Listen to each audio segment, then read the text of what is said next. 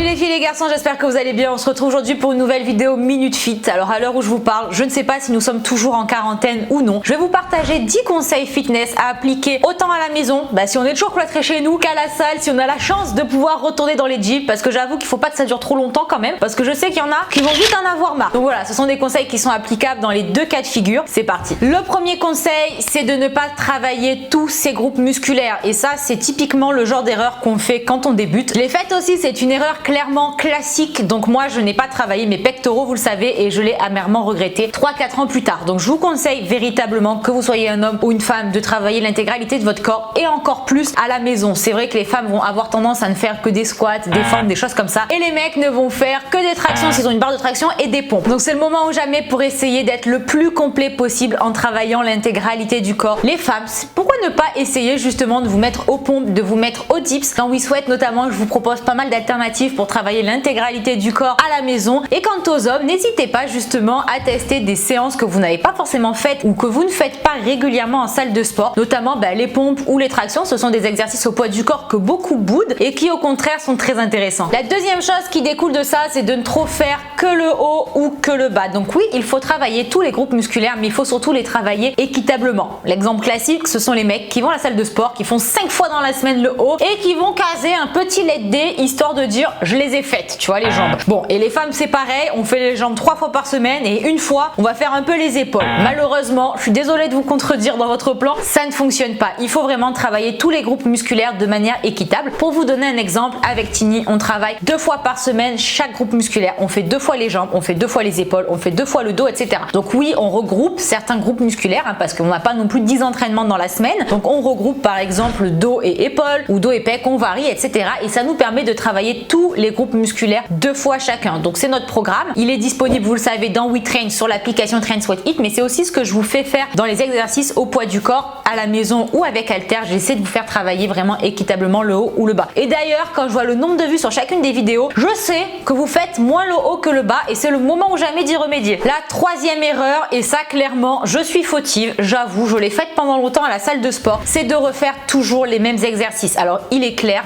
que c'est beaucoup plus facile de rester dans sa zone de confort, de faire ce qu'on a l'habitude de faire surtout ce qu'on aime faire, mais malheureusement c'est pas la méthode la plus efficace. N'hésitez pas à vous renseigner sur internet, à vous entraîner avec des personnes qui ont des méthodes justement différentes des vôtres. Ça va vous permettre de découvrir certains exercices, de découvrir des méthodes d'entraînement que vous n'avez pas l'habitude de pratiquer. Et moi clairement, quand j'ai commencé à m'entraîner avec Tini, ça a un petit peu choqué mon corps puisque j'ai découvert plein d'exercices et plein de méthodes que je ne faisais absolument jamais, et ça m'a réellement permis de passer un cap parce que je suis arrivée en fait à une période au bout de 3 ans à peu près d'entraînement où je stagnais tout simplement parce que je faisais tout le temps la même chose. Donc c'est inévitable de varier ses entraînements, et si vous manquez un petit peu on va dire de créativité, une fois de plus rejoignez-nous sur TSE, nous on est là pour ça. Bon, alors cette vidéo va ressembler à une propagande, c'est pas le but, j'allais vous dire j'ai pas d'action chez TSE mais un peu quand même, mais bon, on est vraiment là pour vous aider, que ce soit sur TSE ou sur cette chaîne YouTube, dans les bikinis avec Sissi, etc. Donc voilà, essayez de regarder sur Instagram aussi les exercices qu'on vous propose, ça va vous permettre de varier au maximum et du coup d'éviter ce palier où tout le monde stagne. La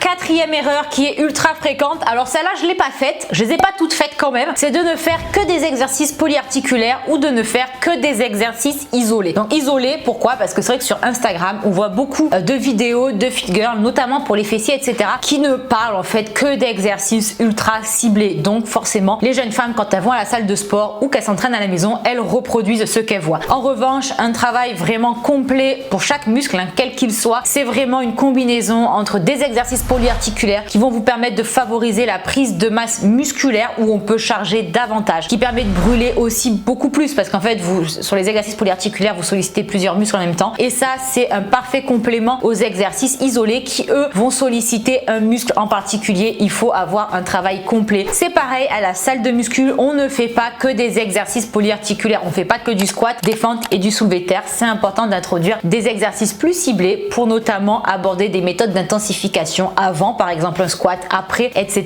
Et c'est évidemment en étant le plus complet possible que l'on va observer la meilleure évolution. Le cinquième point qui en découle, c'est de ne jamais introduire de méthode d'intensification. Donc ça, c'est vraiment une grosse erreur. Moi, j'en faisais un petit peu quand même à l'époque, pas autant qu'aujourd'hui, mais c'est un truc, une notion que j'avais un petit peu quand même quand je m'entraînais de manière plus basique. C'est ultra important en fait d'introduire, comme je vous le disais, de la pré-fatigue, notamment pour les jeunes femmes qui ont du mal à cibler leurs fessiers. C'est pas toujours le muscle qui réagit en premier, de le pré-fatiguer avant des exercices comme le squat, ça va vous permettre d'avoir de meilleures sensations. Mais ça peut être aussi des méthodes comme les supersets, les giant sets, les biceps qui vont vous permettre d'augmenter un petit peu l'intensité du training, d'augmenter aussi le rythme cardiaque. Et toutes ces méthodes vous permettent une fois de plus de varier votre entraînement. Que vous le fassiez à la maison ou en salle de sport, c'est indispensable. Et une fois de plus, les exercices, oui, on vous dit de varier vos exercices. Il y en a un panel pas illimité, on va dire, mais il y en a quand même un très très gros panel, mais on les connaît jamais tous. Et ces méthodes d'intensification, elles vont vous permettre en fait de varier en vous basant sur des mêmes exercices. Donc voilà, c'est ultra important de l'introduire, surtout je vais dire au bout de 2-3 ans de pratique. C'est sûr que la première année, même si on fait des exercices simples, on progresse toujours. Au bout de 2 ou 3 ans, c'est beaucoup moins facile. Le 6e point, dans le même sens, c'est de faire toujours le même nombre de répétitions. Alors là, j'avoue, fautive. J'ai fait,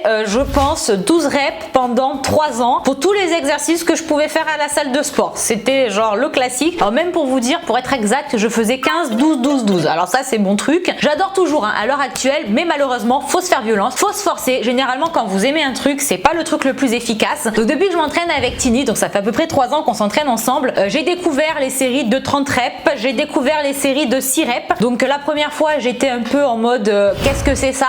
C'est vrai que c'est pas facile, hein. Faut se forcer. Faire 6 reps, ça implique de mettre beaucoup plus lourd. Faire 30 reps, ça implique d'alléger conséquemment son poids. Conséquemment, je sais pas si ça se dit ça, je sais pas si c'est très français. De manière conséquente, ses charges. Donc voilà, vraiment, ça nous oblige en fait à adopter des habitudes différentes, mais ça nous permet d'avoir en fait un travail le plus complet possible du muscle sur des séries longues, plus en endurance, sur des séries plus courtes en force. Et l'intérêt toujours, c'est de varier au maximum. Essayez de vous faire des semaines un peu plus axées force, des semaines axées un petit peu plus endurance. Ça portera toujours ses fruits. Alors la 7e erreur qui est un petit peu plus du coup pour les gens qui s'entraînent en salle, c'est croire que porter toujours un maximum lourd va vous faire progresser plus vite. Alors évidemment, il est indispensable d'adapter vos charges, que vous vous entraîniez en salle de muscu ou à la maison, à la quantité donc de répétitions demandées et surtout à votre capacité. Il ne faut pas être plus léger que ce que vous en êtes capable, mais il ne faut pas non plus surcharger inutilement parce que souvent c'est au détriment de la qualité de la forme en fait. Tout simplement, vous allez moins bien réaliser l'exercice, vous allez compenser avec un autre groupe musculaire et vous allez donc moins cibler et moins travailler qualitativement le muscle en question. L'enjeu, c'est véritablement de trouver le poids qui convient. C'est assez facile finalement. Si vous devez réaliser 12 répétitions, vous devez trouver le poids qui vous permet d'en réaliser 12 de manière propre. Alors après, c'est pas forcément 12 de manière exacte, ça peut être 10, 11, ça peut être 13, vous devez pas en faire 20, vous devez pas en faire 6 ou vous devez pas en faire 12 de manière dégueulasse. Vous voyez ce que je veux dire? Et c'est vrai qu'avec Tini, ces dernières années, on charge peut-être moins qu'avant. Moi, il y a des exercices où je porte moins qu'il y a 3 ans, mais je les réalise beaucoup mieux et les sensations n'ont rien à voir. Donc voilà, c'est vraiment quelque chose que je vous encourage à faire et à réfléchir surtout. 8e point, bannir le poids du corps en pensant que ce n'est pas efficace. Alors évidemment, faire des air squats comme ça, en faire 10, on va dire une fois dans la journée, ça va pas être la révolution. Je suis d'accord avec vous, mais néanmoins, rajouter des exercices au poids du corps, de l'explosivité, du HIIT dans votre entraînement, une fois de plus, c'est une façon de varier vos exercices classiques, surtout si vous entraînez en salle de musculation ou